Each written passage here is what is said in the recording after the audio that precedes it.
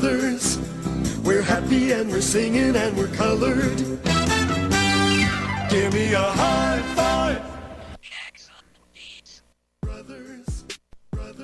What up, and welcome to another episode of the iBall podcast. I'm your host, Derek Williams, also known as D-Will, the coach, and I'm in with my co-host, my big brother, Brian Williams, a.k.a. Coach Chill Will. What up, Chill? What's good? What you doing? Man, what I'm doing, you already know. I'm sitting with you. But, hey, man, listen, special guest, as y'all can already see if you're watching us on YouTube at the iBall Radio YouTube page, the man is in the building. The man is in the building. Chilling with the fellas at the iBall podcast. His daddy and his uncle, Greedy Williams, fresh off signing with Northwestern State University in, say it for me, who? There it is, that Ochi, Louisiana. We know it ain't right, and I'm pretty sure those at Northwestern State gonna hit us up after listening to this podcast and let us know how to pronounce that. Because we don't know. We just going to keep it real. But, Greedy, what's up, man? Welcome to Be Home, back from Missouri. Just got in yesterday. Fresh off the commitment, man. What's happening with your nephew? What's up, Unc? You got it, man. How you feeling? Good. Feel great. Yeah. Listen, now, I'm going to go ahead and ask you. Why Northwestern? Because, listen, my DM blew up. Why Northwestern State? The thing about it is, and y'all all know, man, we don't put out any information. And that's what had people so crazy because since Greedy hit, ninth grade, we put out zero information about it, right? None. We just been in the gym working. So the question was, why Northwestern? And here's your opportunity. Tell people why you chose Northwestern State University over all of the colleges that we recruited. Well, when the coach came, he was at Missouri State at first. I used to come, talk to him, come to a lot of practices. So when he transferred schools and he called me and talked to me, I just liked what he produced to me and felt like we can go there and win, and make it to March Madness, and that's really what it's all about. That's what it's all about, and that's the thing, man. Like you said, Coach Gibson, he was an 8-year assistant at Missouri State, I think it was. Got his first head coaching job at Northwestern State. And like you said, as all y'all know, Greedy was at We Are United Prep in Nixon, Missouri, right outside of Springfield. Springfield is where Missouri State is. So they got a chance to see Greedy a lot. Coach Gibson got a chance to see Greedy a lot all throughout the year. So him watching him and being able, once he got that job, he was like, yo, I got to have him. All right. And that makes sense because when you're recruiting, and that's how a lot of recruiting goes because there's so much movement and so many moving parts within college basketball. Coach goes here, coach goes here. And now with the transfer portal, players going here, players going there, it's always some movement. So when he got his opportunity, and that's how that's how a lot of recruiting goes. You'll see a guy, a coach is at a certain place and he moves on to another spot. And what is he going to do? He's been recruiting these guys to his last spot for however long. Now, when he moves, what is he going to do, B? He's going to do what? I'm going to recruit the guys that I already have a relationship with. Man, I think Coach Gibson did a great job of just building the relationship first. And we talk about that a lot in recruiting, about building relationships. So it was a situation where Coach Gibson was very familiar with Greedy's game. Right. He was familiar with his mannerisms and all of those things. So, like you said, when he got the job, and, we're talking about the transfer portal. He went into the portal. He got the guys that he wanted. But, to get that younger guy that's going to, that I want to come on campus and be a part of what we're trying to do, he was able to do that. Right. And like you say, going throughout this process, and I'll let Greedy speak on this a little bit, but going throughout this process, it was a lot of – we learned how recruiting has changed over the last several years. Man. Like, even back when we were – that's what we did. Like, back in – 08, 9, 10, 11, 12, when we were really deep into the game at that time, and Greedy was a young buck. He was 5, 6, 7 years old. Really young. So when we were going through that process, the recruiting game was different. Totally. And so now when we're going back through it and we've jumped back into this thing since, 2017? Yeah. 18? That's when we really got that's when we really jumped back into this realm. We started the podcast in 2020. Right. So, ever since we've been back, it's been one of those things of, and even, okay, I'm going to say it like this. 2020. That's what I'm saying. Yeah. Even 2018, 2019, recruiting was pretty much still the same. Right. Because that's when I really stepped out there with prep hoops and hoop scene. Right. So recruiting was the same thing. After 2020, when the pandemic hit. Pandemic changed everything. And the inception of the transfer portal and NIL deals and all these different recruiting's different. And even waiving ACT and SAT scores. Oh man. That changed. Oh my God. How many kids could actually that should be high on the list. Yeah. That should be way up on the list because you know how many guys are in school right now that probably wouldn't be in school because of that? Yes, sir. So, that's a big element that I don't think we talk enough about. Right. Like that ACT, SAT waiver is huge. And I think I got to do some research on that because I hadn't heard anything about it. I hadn't heard about that in a minute. It just became common practice. Right. And at some point you got to bring it back. Exactly. Because if you're doing it for regular academic students to get, you're gonna have to do it. So we got to do some research, and that's a good topic. But just thinking how recruiting has changed though. Talking to these coaches, and me and you talk to coaches on every single level about Greedy. Every level. We can be full disclosure now. Every level. We talk to coaches at every single level, from high major to mid major to low major to D2 to JUCO to D3 to NAIA. We spoke to every single level about Greedy, right? Indeed. And the thing about it is, all of it was kind of the same verbiage, especially on the D1 level. For the D1 schools that we talked to, all of the verbiage was the same. Hey, man, we're going to go get our guys. We're targeting guys in the portal. And once we target those guys in the portal, then we're going to come back and we're going to recruit our quote-unquote high school guys, right? And you saw that trend happening. And you spoke to a college coach, a would you call him mid-major? Yeah, mid-major. Mid-major college D1 coach. And he said, he was like, every school is doing it the same but different. So they're all going about it the same way, but some schools are just able to move faster than others. The budget. Because we had a lot of guys, and I don't want to call their name because I've never been into that, right? Yeah. Never been into that. But it's a mid to high major school, right? Right. And I would say Greedy was like 80%. Yeah. 85%. Right. What would you say you were to the other school? About 80-85%. Yeah, about 80-85% committed. And this team was I think they were top 5 in the tournament last year. I think they got a 5 or better seed last year. Okay. They won their conference. Yeah. Right? And he's about 85% to them. And the thing about that is they were like, hey, they talked to you on Monday on a FaceTime, and they said to you, hey, we signed our guys out of the portal that we wanted. We're going to make our move later this week. We'll call you back, right? So when we talked to another coach that was mid-major, like we said, he said the same thing. We're targeting our guys in the portal, and then we're coming back to sign our quote-unquote high school guys, even though Greedy's 1 year removed, right? So it's been, and he broke it down to you that, hey, man, just for example, a UAB can move faster than we can because their budget is different. And another school that has a bigger budget than UAB can move faster than actually UAB was moving. So the level of recruiting and the way it moves now has completely changed the game. And then we hadn't even talked about the NIL factor. Right. We haven't even mentioned the NIL. This is just coaches doing actual recruiting. Yeah. So what does that tell you? What did all I just say just tell you, B? It tells you what we said in season 3. They're recruiting 1 high school guy a year. Man. And that is a legit fact. Right. They're recruiting 1 high school guy per year. That's it. And I'm going to give you the example. The Butter Johnson signing at UAB. Yeah. They They got everything and y'all know we got connections to UAB. So this is how we know this information. Yeah. So they got their portal guys early. Yeah. Because they were able to move a little fast. Right.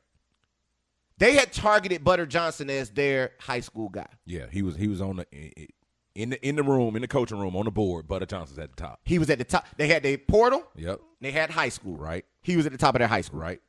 As soon as they got the portal guys, even if they didn't get the guys that they initially targeted, but they got guys on their board, right. Once they cleared that board, Yeah. they went there, instant signing. That's all they had for high school. Yeah. That was all they had for high school was one scholarship. Right. And I would consider UAB a mid-major. Yeah. You know, I would consider them. So that's a mid-major with one high school scholarship. Yeah, man. Like how do you navigate that as a high school player? Man, it's like you said, the landscape is just so different. You definitely got to be a guy in your state to be in the top 5. Man. In the class. Yeah. So, not just talking about nationwide, we're just talking about your state, because this was an in-state school that recruited an in-state kid. Yeah, right. So you got to be a top 5 kid in your state. You got to. Outside of that, I'm just saying, man. Listen. Hey, listen. I There don't is know. no answer. Right. I don't know. There's no answer. There's no direct answer that we can get. Well, I can talk about some stuff.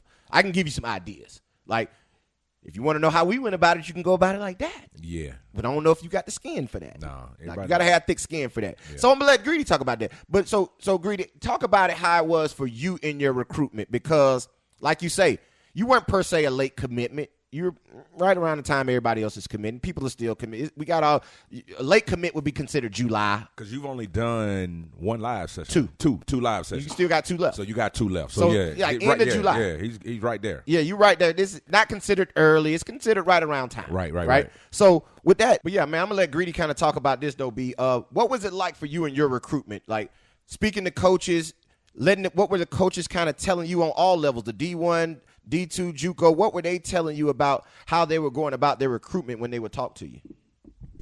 Well, it was different because, as you said, everybody's going to the portal first. So it's like when they get the chance to come see you, you got to make sure you putting on and making sure they leave back with your name and telling the coaches like you need him. Right. So like when they called you though, like when they hit you up, what were they saying? Like were they like hey, we're going out the portal, guys, and then we just want you to know that we want you, we're looking at you. Or what was that? What were those conversations like? Yeah, a lot of coaches were saying, like, they'll ask who I had, stuff like that. And see, stop. I'm sorry. I'm glad you said that answer. That's the issue. If you're calling to recruit me, and we've talked about this 1,000 times. Greedy just said it. They would ask him, who else is talking to you? If you're recruiting me, I'm just thinking, I guess this is from my brain, right? And I'm pretty sure you feel the same way I do. What the hell does it matter? Why, if you're recruiting me, why are you asking me? That's like a chick. That's like you asking a chick, like, hey, you know what I'm saying? I want to take you on a date. But before we go on a date and before I commit to you, who else you talking to? Right.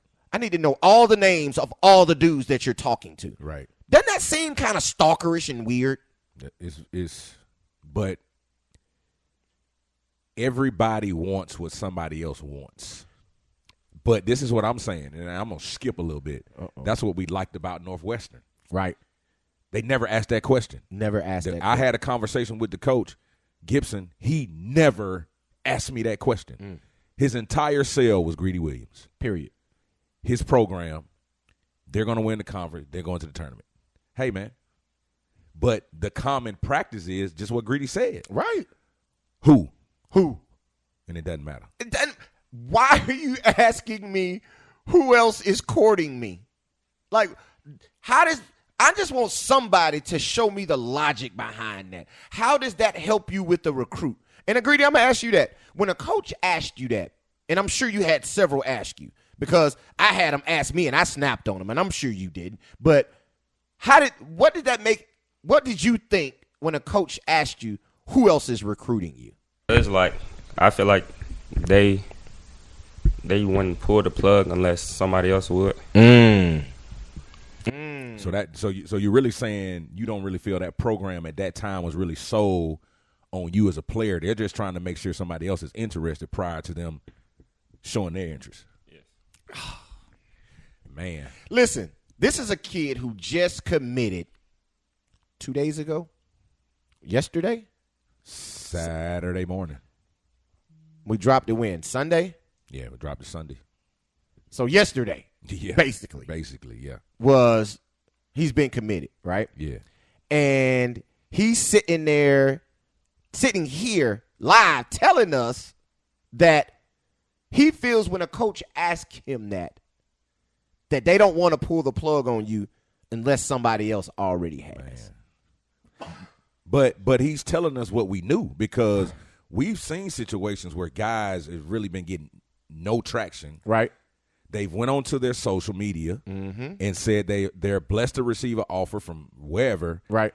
And then immediately behind that comes 2 or 3 offers from somewhere else. So that was a huge part of the reason we didn't do that method. Super huge. Super huge. So I guess I like I said, I guess it's common practice for, like, I don't know if they're just, you know how like you say, like we were talking about everybody following the same trend. So I guess everybody following the same trend. Hey, I'm going to lock up my portal guys, then I go do my other stuff. Right. Since that's the trend and everybody's following from top to bottom, and you had coaches telling you, oh, they can go move faster than us. Because I'm going to tell you, let me just put all this in the boat. Yeah. The reason I said that is because we were asking that mid-major coach, why you ain't sent the offer yet? Like, what's your holdup? And then he went into explaining this part of it. So if that's what you're doing and everything is a trend, I guess recruiting is a trend also, that everybody just asks the same questions, kind of what I'm saying. Like, everybody recruits the same, so everybody's asking the same recruitment questions. And, like, those who you really feel a genuine feeling who want you, don't ask those questions. And it was a junior college who asked me that question way back when. And that's the one that really set me off about asking me that. You're a damn JUCO. Why are you asking me that? Can we talk about the JUCOs real quick? Yeah, that's why I'm headed. That's why that's a transition. Man, yes, sir. So the JUCO coach asked me that. I'm like, Yeah. why are you asking me that? Yeah. Right? Yeah. Like, the hell does it mean? What the hell does it matter to you? Right. You know what I mean? So, like, if that's the common practice of what everybody asks nowadays, we didn't trickle down to JUCOs asking it. Why? Why would you do that? Because these JUCOs are, dare I say, aggressive. Yeah. Yeah. And they have to be. You feel me? They have to be because of what they're looking for and what they're able to get. They're competing for D1 guys also now. No, JUCOs only want D1 guys. Yeah, exactly. Like, JUCO doesn't recruit JUCO guys. No, true. Like, you can't play JUCO and leave and go play JUCO. True. So they're recruiting D1 guys who might be lost in the shuffle like Greedy was, or a non-qualifier who doesn't have the grades, who has to go JUCO. So they're competing for D1 guys. So they have to sign those guys. So they have to be real aggressive in their recruitment. But they asking the crazy questions too. And I get it. I guess I do. Do you? I think it's a preference thing. When you got to asking the question, it made me think, because we had a high-level JUCO on the horn. Top 5. And he never asked the question who was recruiting. Listen. You understand what I'm saying? That as I'm thinking about this process, he never asked that question. Ever. He jumped on the phone and say, look, we got it right here when y'all want to come. Right. So it's leading me to say, when the school is really interested in you, but I want to say that, but I can't say that. I want to say they're going to just come straight to the hip and say, look, man, we want you here at our university, our school, to do what you do. But over the most part, you do hear, because for the majority of the coaches we've talked to, that has been their question. Yeah. Because even if you're talking to a coach, not particularly about Greedy, just other guys we were helping, right? Those were questions that we were asked. Yep. Who else is recruiting him? Right. And I'm with you, man. Like, I don't see what that does to give your school an edge, but I do see when a school is interested in a player, you come after that player and you sell your program. I see what that does to give your school an edge. It's just tough for me, man. And the reason I say it's tough for me is because when you think about recruiting, and I understand this, you only have a certain allotment of scholarships available every year, right? So if you only have those certain allotment of scholarships, you can't recruit everybody, right? So, and everybody you recruit, you're not going to get. So I saw it's a D2 school out there. Ooh, save your thought. Yeah. Please. That's a problem, though. True. Because another common thing that I heard closely was schools don't want to be known for getting beat out by another school in recruitment. Didn't we just tell a story about our D1 who called me and asked called me? and said, we're no longer. No, and just yesterday you were on the hook asking. Yeah. So I get that. Yeah. You know, they don't want them. And I had a JUCO coach about Greedy tell me, Coach, I just asked that because I don't want to get in a bidding war. Yeah. With somebody. Yeah. I don't want to get in a bidding war because, and I'm going to tell you, this is a junior college program who's a high level. Yeah. They make it to Hutch every year just about. And they were and they had their rival school, which is a bigger juke than them. He was like, man, I know they after him. I don't want to be in a recruiting battle because I can't lose to them, right? I can't lose to them. And I was like, I get it, bro, but I don't care. That ain't what we here for. Right. Like, and y'all have heard me say this 1,000 times. I'm not finna do your job for you. If you got to get in the recruiting battle, my brother, that's on you. Yeah, you got to do what you got to do. You got to do what you got to do to make it happen. You know what I'm saying? But to pull some NLI money out your pockets. NIL. What I said? NLI. Yeah, NIL. Yeah, NIL. Yeah, that one. Yeah. Better pull some of that out your pocket. Yeah. And you better pull an NLI too. National letter of intent. You better pull that. It's too. all the same. It's all the same. It's all relative. You know what I mean? Yeah. But yeah, so that's the other part of it, B. Recruiting is just not what we talked about in the first 20 minutes of this episode. Okay. Recruiting has changed also in the fact of you can get paid. Yeah. So now it's schools recruiting on we can get you the best NIL deal if you come to our school. Yeah. We got several NIL opportunities if you come to our school. Not only will you get the opportunity to play, you get the opportunity to make as much money as you possibly can because we have the resources in place to get you that bread. That's a whole new element. Yeah, that's part of it. Because now we didn't do this. I'm going, like I said, we transparent. We can be transparent now because he all good. We didn't do this. We ain't asked for nothing. Listen, we got our own NIL money.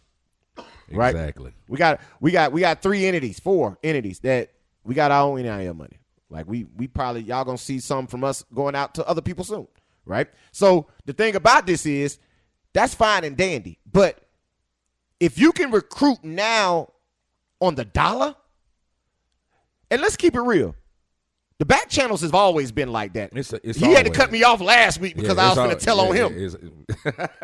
I was going to tell on him. Have we reached the statute of limitations? Yeah. That's 20 years ago. Of course. We reached the statute of limitations. I done pulled up in Birmingham, Yeah. and somebody just dropped the McDonald's back. I'm like, why this dude just throw his damn trash in our car?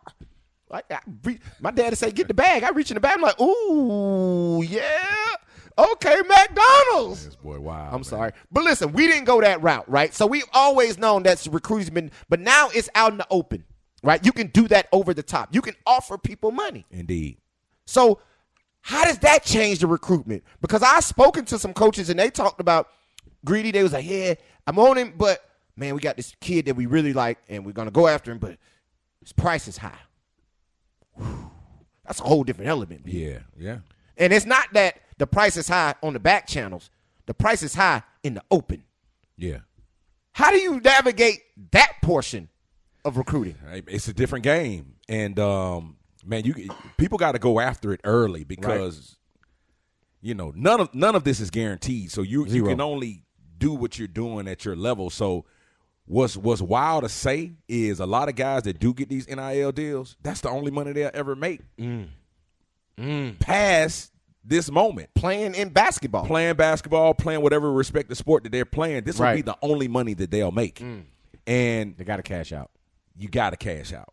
You got to get that bread. You got to do it now because there's no guarantee you're going to be hot tomorrow. True. So, Greedy, let me ask you, with the guys that you've been around during this recruitment process, have you heard any of your guys? I know you haven't because I talk to you every day.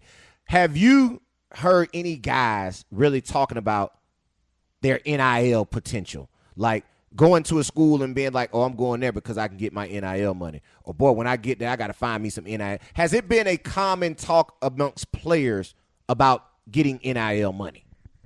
Around the players I've been around at We Are United Prep, that really hasn't been like the conversation around there. So, no. But I'm going to tell you why do you think that is? Yeah. And why do you think that's not a common practice around the We Are United Prep program and what Coach Rob Yanders has going on over there? Before you answer that, before you finish your question, answer that, because you got to think. They had Sincere, Greedy, and JD. And Youngstown. Lovelace. So they had 4 Division I signings. Yeah. Had several D2. I think it was 3 D2. Well, Cam went to Missouri State also. 5. 5, yeah. Cannon, my bad. Yeah. So that's 5 Division I signings. Yeah. On this team. Yeah. And then you got Drury. Applegate went to Drury. Right. Joe went to Noonan. Right. So that's those both D2s. Right. And then Isaiah went to Minnesota State. Isaiah went to Minnesota State. Yeah. That's another D2. Yeah. So that's 3 D2s, and then everybody else JUCO. No, I don't think nobody went JUCO. Nobody went JUCO? No. Jeremiah. But he was rest in peace, Jeremiah. Yeah, R.I.P. Jeremiah, but it was D2, right? Or NAI. I think that was JUCO. Oh, Yeah, JUCO? he the only one signed Juke. Okay. Yeah. Okay. And then who went NAI? Somebody went NAI? Yeah, that's it. Okay. That's everybody. Yeah. So listen, they have 5 D1s, Yeah. 4 D2s, Yeah. 3 or 4 D2s, 1 JUCO. Yeah. So those were the kind of those guys. You'll be looking for NIL deals in those kind of sectors because you got 5 D1 guys. And you had 2 guys the year before they went to Missouri. Yeah, 2 Missouri signings. So, So those are guys. Listen, those guys are looking for. Those are the typical guys looking for NIL deals. Those guys are the ones that D1 guys are the guys getting the bread, basically. Right. So it's kind of shocking, and you can finish your question if you remember. You probably don't. no, I still remember. Okay, Because so- I have a question I want to ask him, but then I have a thought process of Okay. why I said, yeah. Well, go ahead. Well, my question is, why do you think at We Are United Prep, like that's not a major focus for the guys that are being recruited? Why do you think that is? With being with Coach Rob, everything goes hard for me in business, but probably because he's strictly on basketball, strictly. So it's like the money part will come to it, all the NIL deals. If you hooping, all that will come. So I really think that's why. I got you. That's a great answer, and Right. And I feel what you're saying there because that's what I was about to say. I'm gonna actually second that. I think Coach Rob's focus is let's get this work in because this is college level basketball that you guys are getting ready to go play, and after college is professional. So we're not gonna shortchange ourselves and spend a lot of time running behind early NIL deals. We're going to work, we're going to build relationships, and we're going to look for real pro money down the line. Right. You understand what I'm saying? So I think that's one of the reasons really at that particular school why, guys are being recruited. NIL deal is not such a big chaser. And as y'all are sitting there talking, Greedy's answering, and it has me thinking, right? And and this is what I'm thinking. We were talking about the schools and how they recruit, and the guys who really recruit the right way or who really are locked in with a guy who really wants them, they don't come out and ask who else. They just say, hey, you're our guy, we want you. Period. Nothing else matters. Yeah. And it kind of sounds like correlates with what we're saying now with how Coach Yanders run things. It's, fellas, and I'm going to ask Greedy this too. I'm going to let him answer, is how does we understand the money, right? Everybody here to get a check.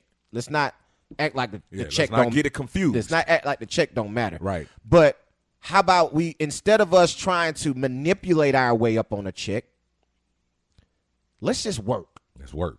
Because if you work, the check will come. Is that kind of what you're saying? Like the more work you do, we ain't even really got to discuss the money, because if you put in the right amount of work, the check gonna come. Yeah, our words, everything that's in the dark will come to light. There it is. There it is. So like when you working, you're gonna get it. Yeah. You know what I mean? So but that's why you got your team. You know what I'm saying? Because your team is there to push your brand, to make sure you're being marketed correctly, to go after those things, and the player per se, hey man, just keep being as good as advertised, to where, like I say, you work until you no longer have to introduce yourself, but then everybody makes sure on the team, make sure you get your fair market value. Right. So, yeah, go get your paper. Like, don't get it twisted. Yeah, the paper matters, but the better you play and the more work you put in determines how much paper you get. Like, you can try to scheme on something right now, you know what I mean?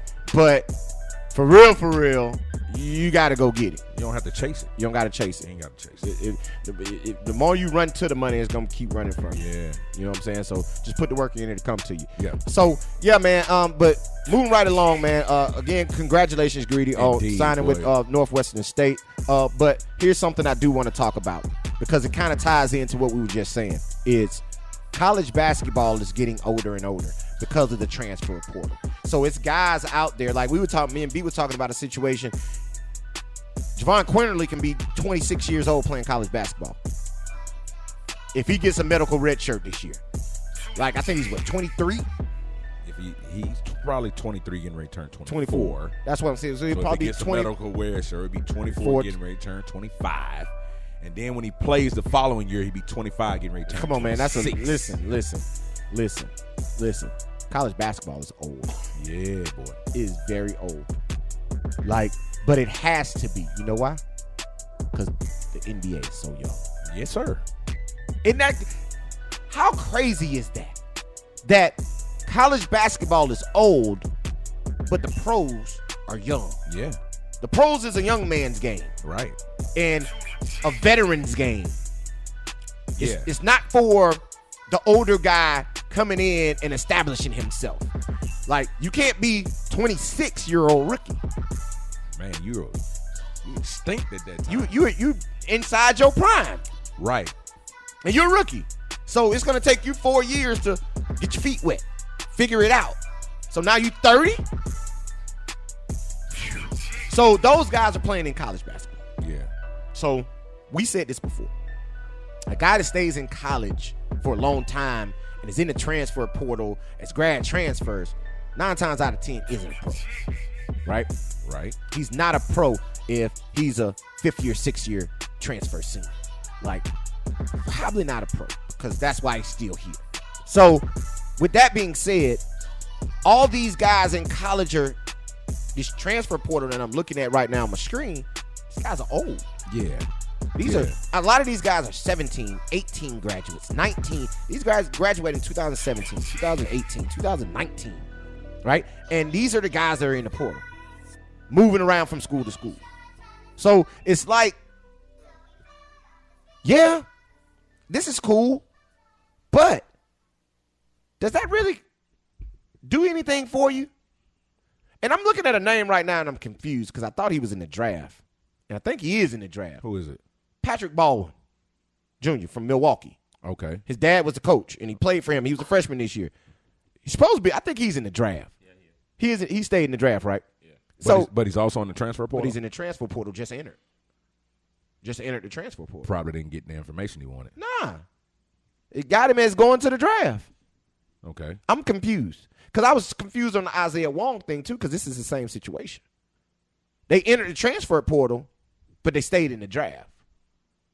I mean, testing the waters. Don't you have a certain time before you got to? Yeah, I'm not sure on all that. Yeah, it is now. Yeah, it's a certain time with the draft, and then hiring an agent and all that type stuff. You can't. But I mean, guys have agents. See, in college that's now. I'm lost. You know what I'm saying? Guys have agents in college. Yeah, I'm lost. But the thing about the NBA getting younger and college getting older, man. If you look at this year's mock draft, yeah, and I'm talking about the entire first round. As you look at that thing, you see freshmen at the top of that board.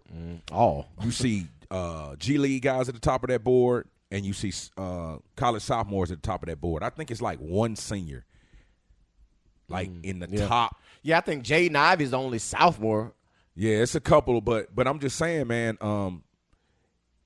The reason it's happening that way, based off the conversations that I've had with college coaches, is it's two things. It's two ways they're thinking. Right. One way they're thinking is we don't want to we want to recruit older guys because they've had an opportunity to know what college basketball is about, know what college life is about, so they're able to make that adjustment. But the biggest thing for them is the kid that they're recruiting that has that maybe 2 years left, that 1 year left, you can't come to my university with the thought process if you don't like how you're being coached or what's going on, you're going to transfer. This is your last hoorah. So okay, so now hold on. Let me see if I get what you're saying. What you're saying is coaches are recruiting for guys to transfer. So I'm going into the portal to get guys I know who can't transfer. Yes. Yes. This is it. This is the stop. So I'm going to get everything I need to get out of this player. I'm going to be able to coach him as hard as I need to be able to coach him because this is it. So here's the thing. So we're putting a lot of flack on coaches in the transfer portal and saying our young guys don't get enough opportunities and chances. But it might be a little bit of their own fault. Yeah. Because a coach knows when you get here and if you're not happy, which you're probably not going to be your freshman year, you're going to transfer on me. Right. So why would I even recruit a high school guy who has a better than 50% chance of transferring? Leaving. When I can go get this guy who I know is going to be here. If I'm going to get him for 2 years. Because if I get a JUCO guy, I get him for 2 years. Right. I get a transfer, older guy that's been in a couple of leagues, I get him for a year, I get him for 2 years. So let me spend time on a guy who I know can come in and give me minutes. Did we just play devil's advocate to our own? Hey, boy, I'm telling you, man. We didn't contradict. Yeah. We just played a little devil's advocate. Yeah. Because we put up we on this platform, we crush coaches and universities, right? For this type of thing.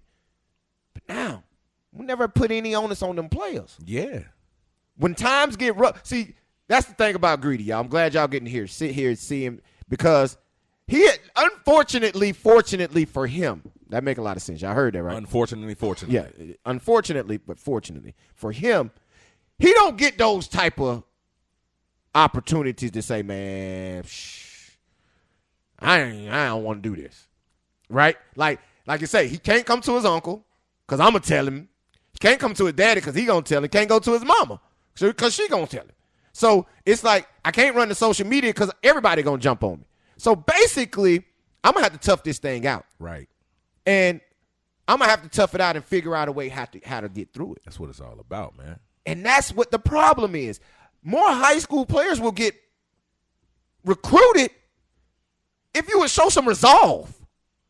If you wouldn't be a prima donna and think and be entitled and think everything is supposed to be given to you. Because that's what, let's keep it real. A lot of these kids that are coming into these schools think that way.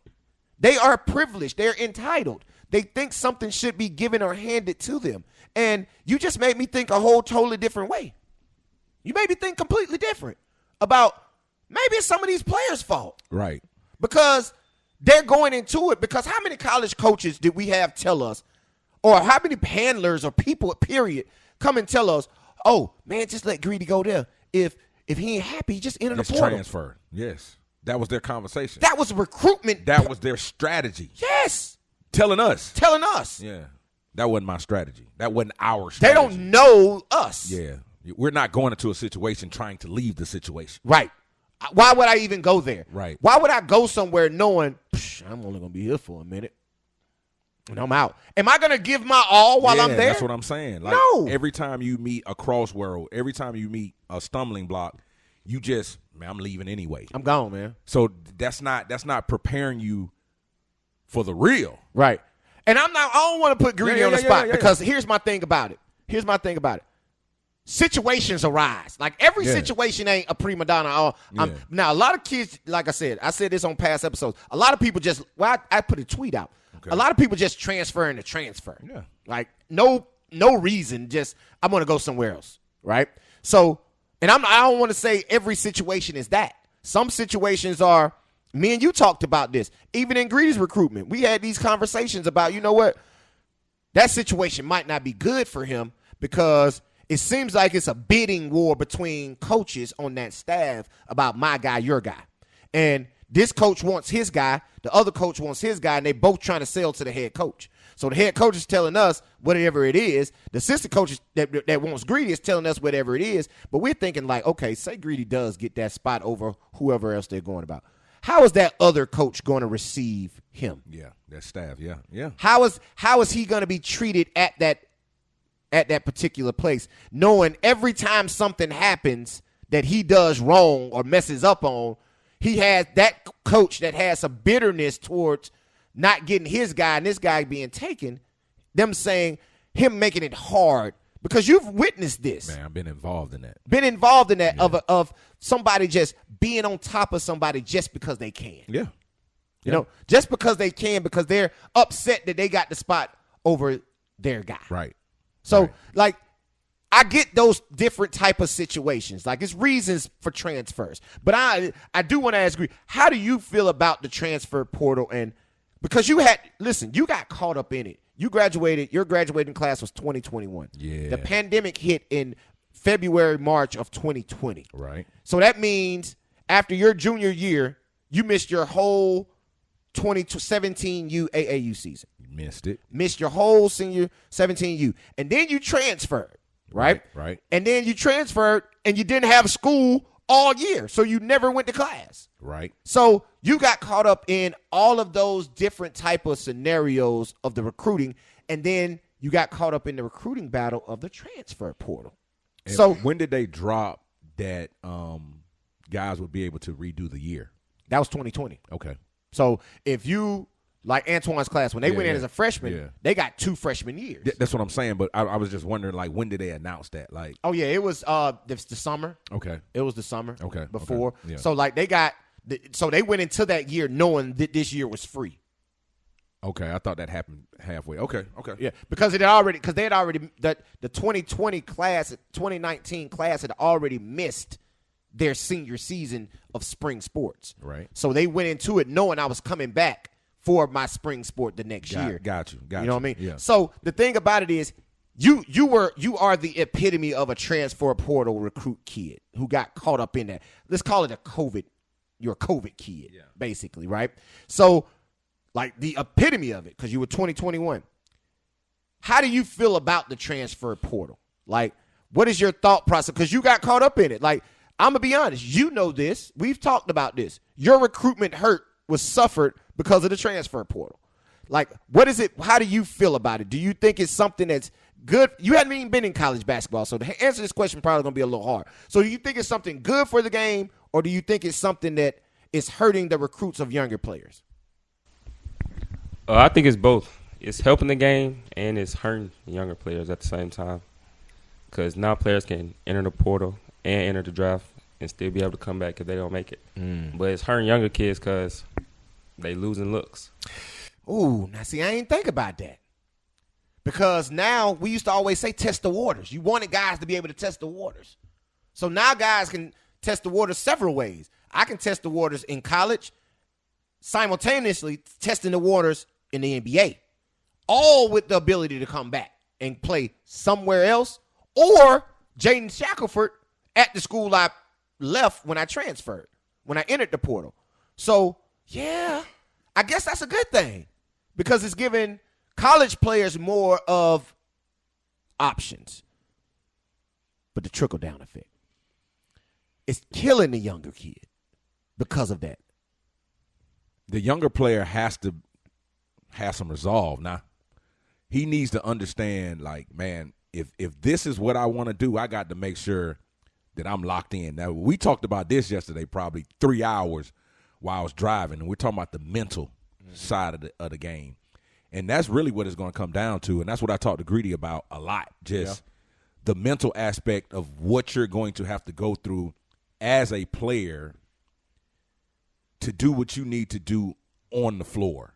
You know, we not talking about classroom stuff right now. We're talking about basketball. Right. Because it's so many factors that are involved with it now. And a lot of them have been around, but we're talking about now a kid who's a high-level player. And like I say, normally we get a lot of Division I attention per se a Greedy. Right. And you know, he had a couple of Division I's that were up there, like I said, high level, mid major, low major. He was all over the board. But Right. but typically a kid that's coming out of him, you would have a lot of high major opportunities. Yeah. We're gonna bring this kid in. We're gonna look at development. We're gonna. Right. That's over with. No- Your development happens now. There's no such thing as a red shirt. No. No more red shirt. No. So you got to understand your development happens now really at a lower level. Mm-hmm. So What we just say, lower. I said it a couple weeks ago. Low and mid major D1 is the new JUCO. yeah, that's the new JUCO now. You That's go the new there JUCO. for 2 years, Yeah. find your way, and then you transfer. Yeah. But see, do you transfer or do you go to the league? Because we're also saying Well, it depends on your level. Yeah, I feel what you're saying. But we're also saying that the pros get younger. Pro basketball is getting younger. So if I'm going to go do 2 years, when I leave, I'm not transferring anywhere else, man. I'm going to the league. I'm going to the I'm league. going to test those waters. Right. And listen, and we talk about guys being in the transfer portal and testing the waters. Man, listen, when I believe when you make the decision to go play professional basketball, go play professional basketball, because even if you get drafted and just say you got to go to the G League and you do something and you got 2 years and you're in the G League 1 year, I believe playing in the G League 1 year, 2 years is more conducive to getting you where you're trying to go than going It's back to better college than basketball. being a junior and senior in college. All day, every day. All day. All day.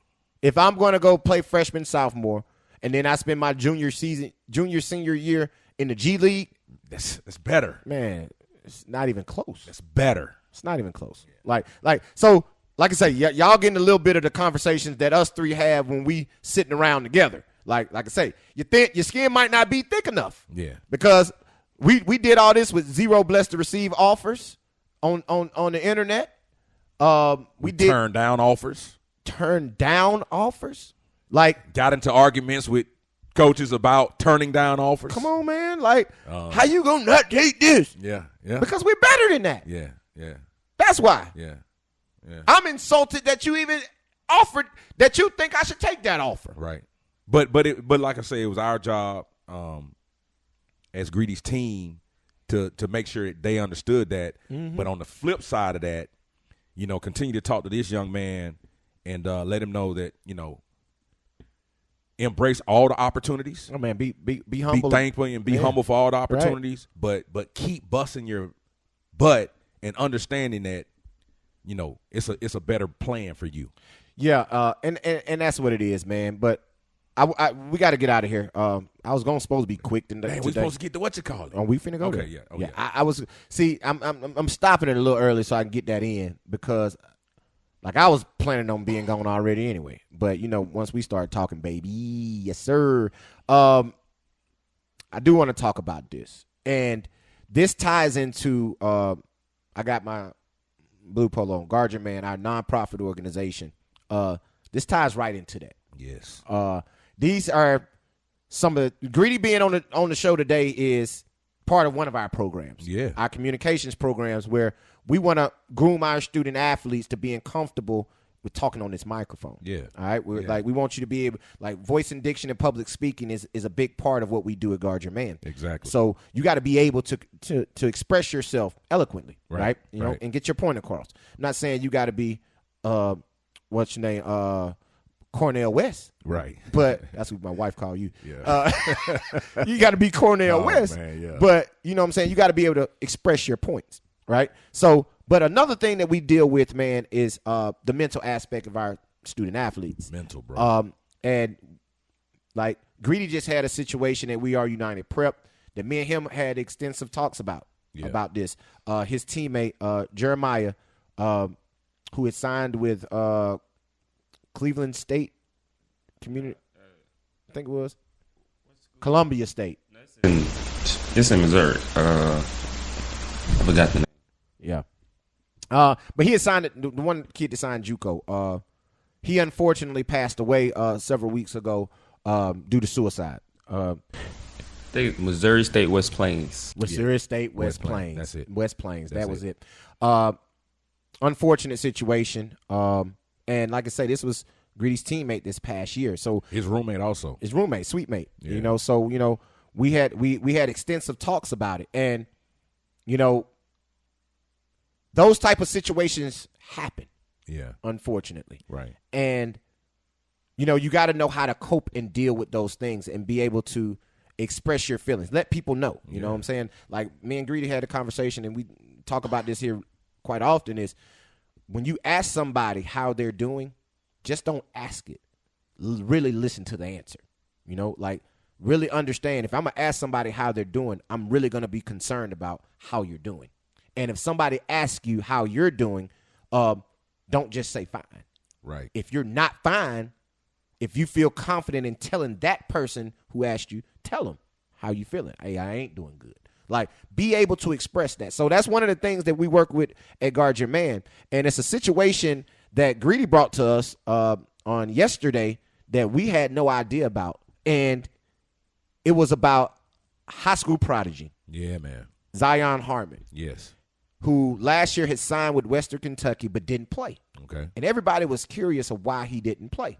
Come to find out, and allegedly, I've only seen the reports, that he was involved in a laced drug situation and has been diagnosed with schizophrenia. Right. So, he's having his own mental issue battles right now. Right. And even prior to that, you called me about a situation of who was it that was I think it was an ex-NBA player, college player who No, it was played with the Warriors, the point guard. Quinn Cook. Quinn Cook had come out. I call you about him. Yeah. Right. You called me about, and he was talking about his own battles with mental issues after leaving the NBA and trying to fight to get back in and what his mentor was going through. Yes. And the Zion Harmon situation, when Greedy brought it to us, it was real eerie because you've seen this situation up close and personal in your career, coming out of high school, playing with a top high school player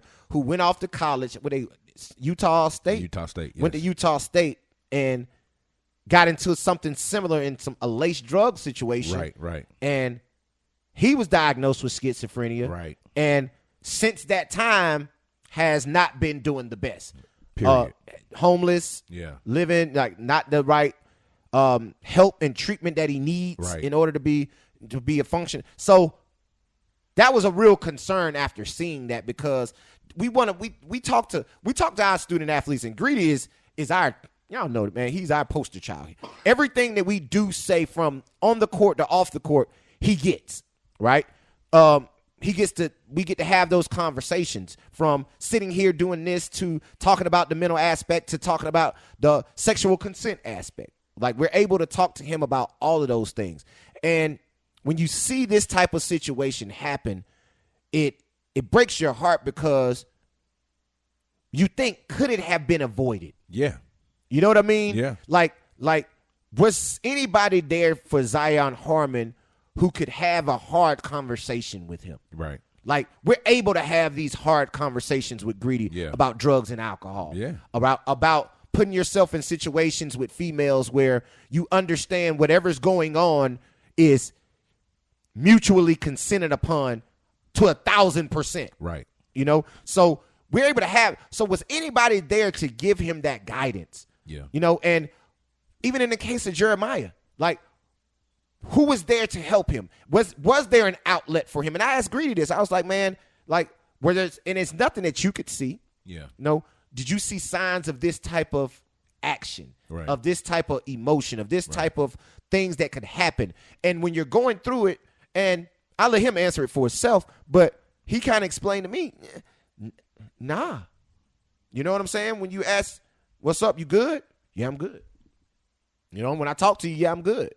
And you see those. So what I'm saying is, we need to be more mindful when we speak to our student athletes about the things that they're actually going through, the mental aspect of what they're going through, not only on the court, because we had, like me and B, and you said it on this show 1,000 times, we always talking to Greedy about his mental. You just mentioned it.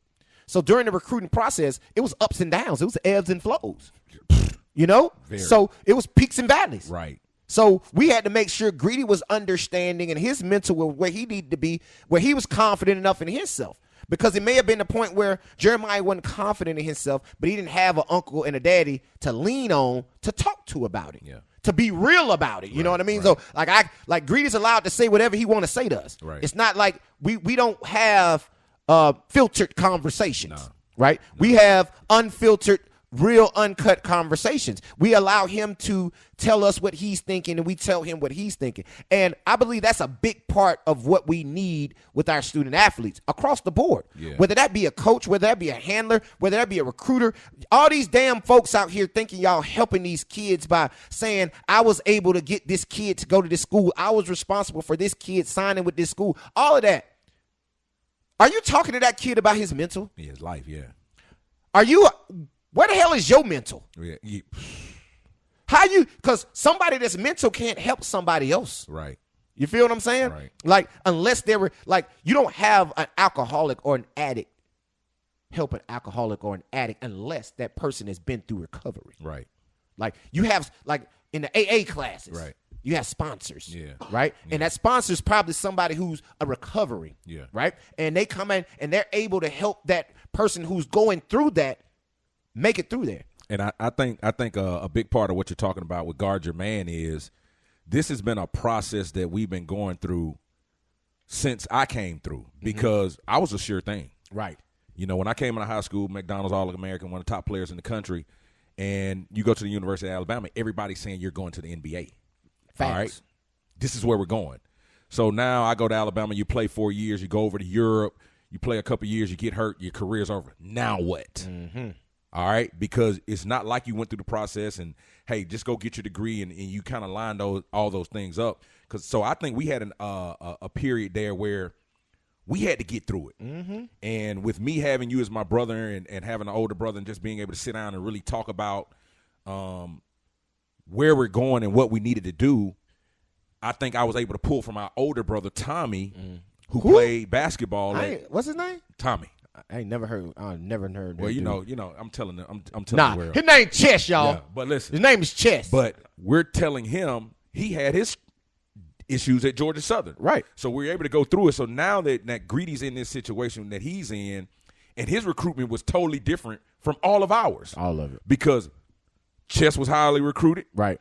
I was highly recruited. Right. I was mildly. You were mildly recruited. Right. But then here comes Greedy. Because I didn't want him to lie and say highly, y'all, because I wasn't highly recruited. I ain't finna put that out there. Hey, and I think he's the most talented of us all. Right. And his recruitment was less than mine. Yes.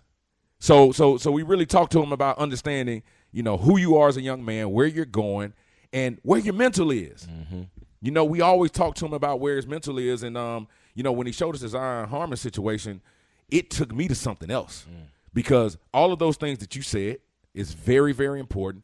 But now you got to understand, what if you're the freshman that goes into that program and you're cooking? And you got the portal guy who's on his last leg and understand this is his last opportunity. And, man, I can't do anything with this young guy. On the court. On the court. I can't do anything with this young guy on the court. So what I'm going to do, I'm going to attack him mentally. I'm going to say, let's go out. Let's party. Let's stay up late. Let's drink. Let's smoke. I'm going to do everything that I can do to derail him because I want that spot. Right. And it happens. And it's not about the personal aspect. Yeah. It's not like, hey, I want this kid to crash out. Yeah. It's more of a competitive spot of I can't have him take it. And it may not be to the extreme that because I want these athletes to understand this and I'm Greedy to understand. It may not be to the extreme you just said where they're trying to sabotage you. It might just be them trying to cozy up next to you, be your friend. Right. So when y'all in competition, it's more friendly. Yeah. So you're no longer in practice busting his ass every day. Right. You know what I mean? That's my partner. Right. You know what I mean? We cool. Right. It's my teammate. So I ain't finna go because I had a parent off our 13U team who called me last week to talk about their child and said they understand sometimes they don't want to outdo their friends. Right. Right? He don't want to outdo his friends. Like those are his friends, those are his guys. So sometimes he'll let them slide with some stuff because he doesn't want to seem as if he's outdoing his or showing up his friends. You got to watch out for that too. Yeah, because they'll get close to you and act as if they're your friend because they know they can't do nothing with you on the court. Right. So they're using reverse psychology, the mental aspect of it, to say, hey, I'm finna derail this person. But that's the other part about it. They need an outlet. Yeah. Those type of players need an outlet. And I know all the thing we're talking about, and both of us have degrees, but none of them are in psychology or sociology. Period.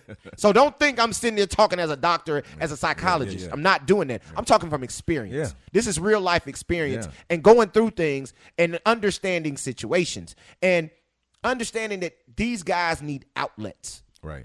They need outlets. And it's our job to not only be that outlet for them, but to also let them know, hey, express it. Yeah. Don't hold it in. Right. If boy, I'm biting my tongue because I'm trying just not to curse, right? Right. Because my thing is, if you got a FB, y'all figure out what FB stand for yourself. If you got an FB on your team and you understand who he is, you need to be able to call and be able to talk about that situation. Don't just go through the situation every day you get back to your dorm or your apartment. You're like, man, I can't stand it.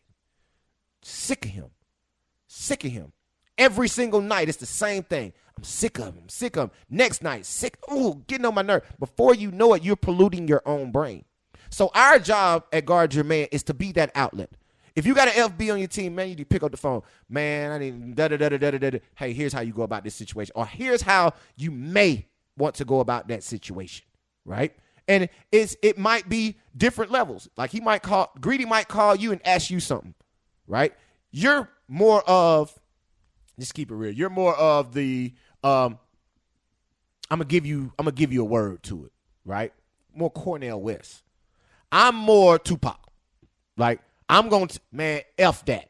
We going to do, you know what I'm saying? And you'll have to, let's do this, right? So he gets both ends of what he needs to hear. However, it's up to him to decide how he's going to approach it.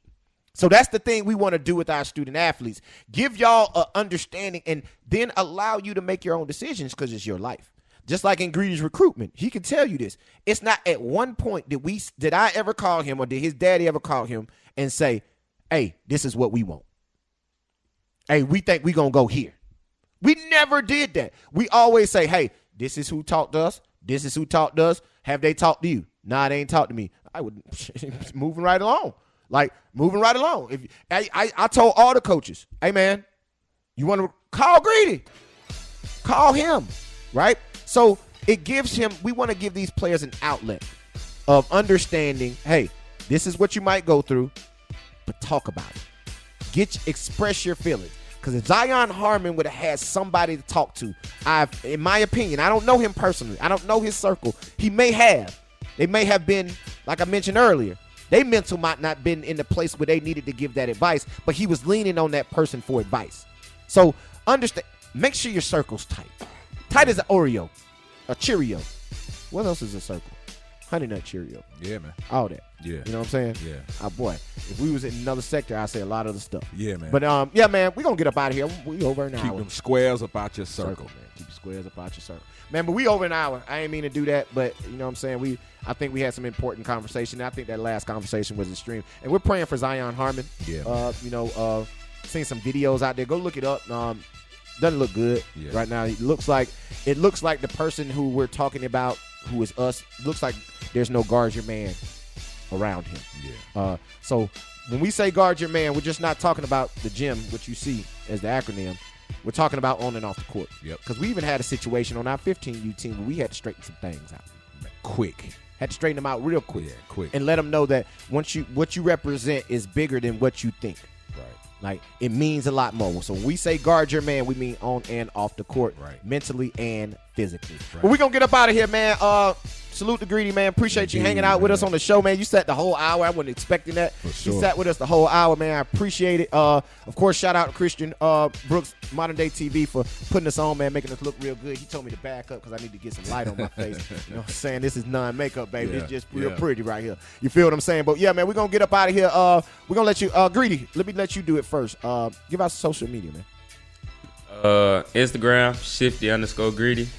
Twitter, Greedy_Williams. And you gonna add me on Snap, it's Shifty_Greedy. Oh, see, I don't like that snap. Because y'all be deleting that's stuff. That's their stuff. That's their Yeah, stuff, don't man. let That's them that do young their folks thing. stuff, man. But yeah, B, man, tell them where they can find you at, bro. You can find me on Twitter at Coach B334. You can find me on Instagram at ChillWill334. You can also find me on my business page at Brian_Williams SR. You can find us on iBall Properties on IG. Yes, sir. And you can find me on Brian Williams Sr. on Facebook. There it is, man. And y'all already know, man. Y'all can find me on Instagram and Twitter at iBall Radio. On Instagram and Twitter, that's at iBall Radio. Also on Instagram and Twitter at _Real Talk Tees. And on Twitter, Coach_iBall for all my personal tweets. And remember, go follow the YouTube page, man. Christian got us looking real good, man. We got 4 episodes up on there right now. Yeah. Go check them out, man. Go run them numbers up. That's iBall Radio YouTube page, man. That's the iBall Radio YouTube page. And of course, go like, subscribe, share, comment, rate, do all those things on the podcast, Little IBALL podcast, wherever you find your podcast. That's Spotify, Google, Apple, Stitcher, iHeartRadio, wherever you can get a podcast, man. Go look up Little IBALL podcast, and we got you, man. Go listen. Help us out, man. Because we out here working hard. And for all the messages that we put out there today, man, those are straight from us. Yeah. Those are straight from us. Those are our thoughts and opinions and fact. Because we don't give opinion. Everything we say is fact. Straight up like that. Yeah. But, man, shout out to Northwestern State University for pulling the plug, man, and making that thing happen, man. So, but let's get up out of here. Greedy, man. Holla at them. Tell them bye. All right, y'all. Move with a purpose. Move with a purpose, man. And you already know they call me Coach because I teach you how to ball. Until next time, we out. Peace.